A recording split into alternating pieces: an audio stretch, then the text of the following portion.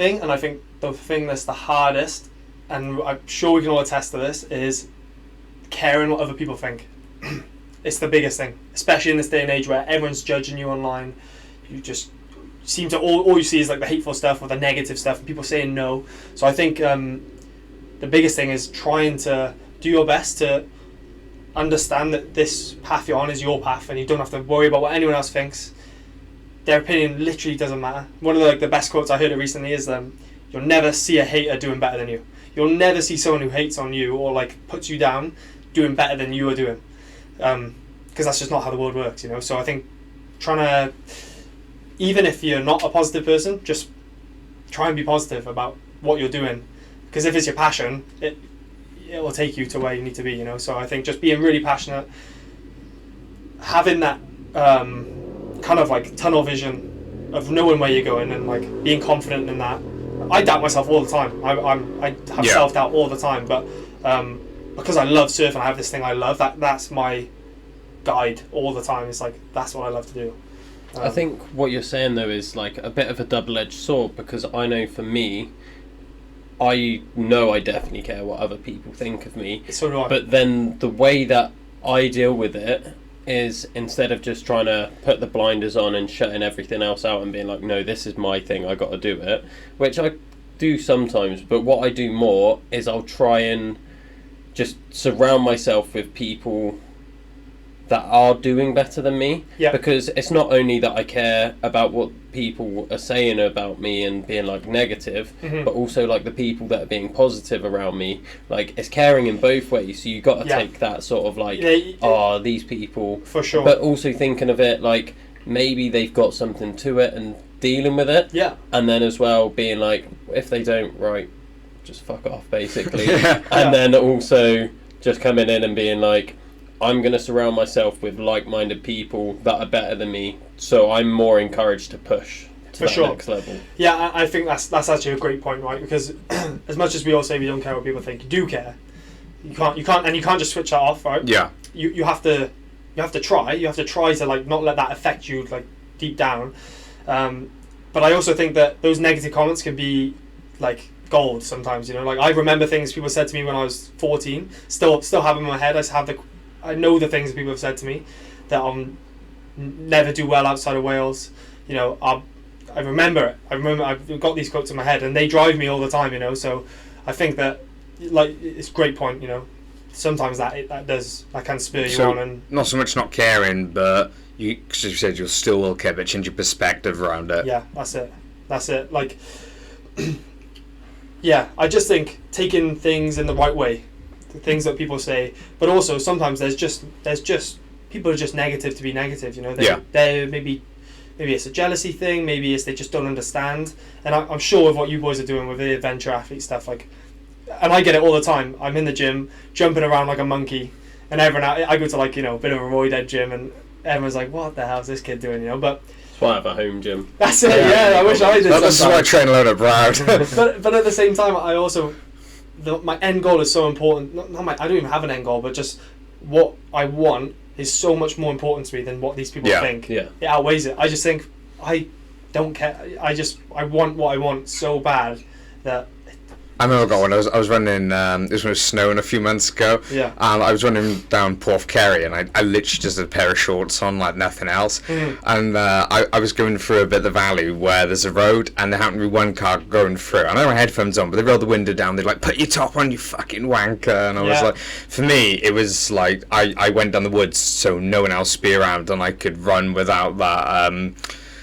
Without having everyone else there, topless, because some people are a bit weird about it. But for me, it was like, I just want cold exposure. I wanted that extra stress to kind of harden not just my body, but my mindset around discomfort and pain.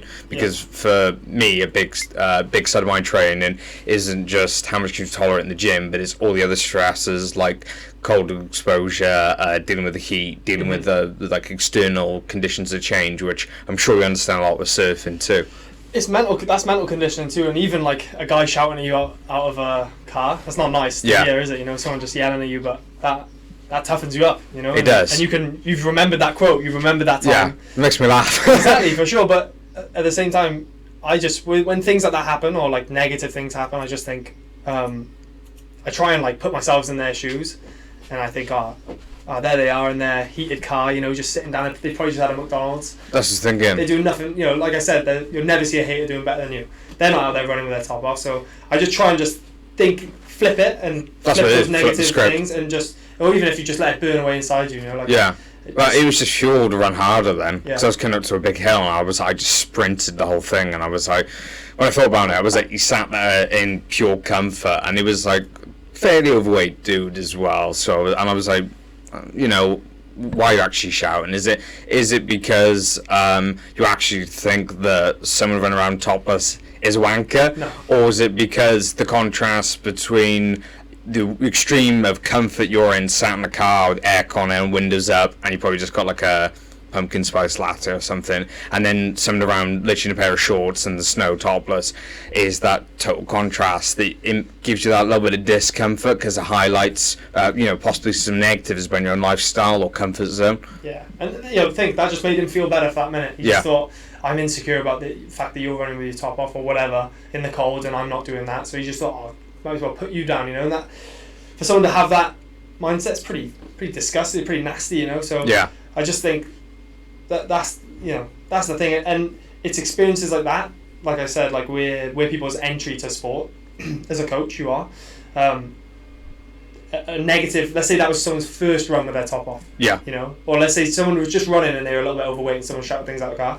That could have a massive negative impact on someone who maybe isn't quite there yet. So I just think people need to be a bit more careful of just not be sensitive to people. You know, there's a time and a place, isn't there? But I think that's what I say when I say don't care what people think, is taking what people say and taking it in the right way, you know, because people are always going to be negative, so you have to not care what that guy thought in a way, but you can use what people say, in my opinion, you know. So I really try and think about why they would have said it. Where's that come from them? Exactly. What's happened in their life that's made them uncomfortable in that situation, or made them uncomfortable with seeing you do something a certain way that's triggered them. Often it's just different. Be something. It's just like, because you're different, you know. Like you ran 50 miles with barefoot. Like sick, you know. To me, I just think, wow, what an amazing thing. But I'm sure you probably had some people going, what an idiot. Wear shoes, mate.